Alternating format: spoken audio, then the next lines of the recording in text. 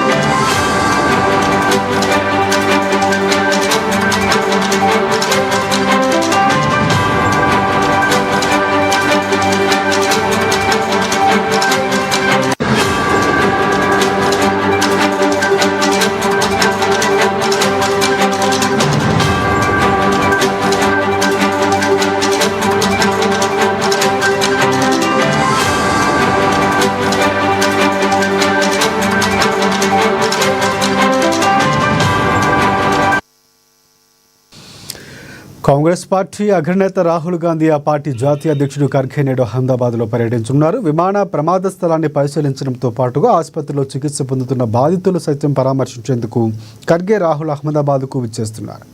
ఇప్పటికే ప్రధాని మోదీ ప్రమాద స్థలాన్ని పరిశీలించి బాధితులు పరామర్శించిన సంగతి తెలిసిందే.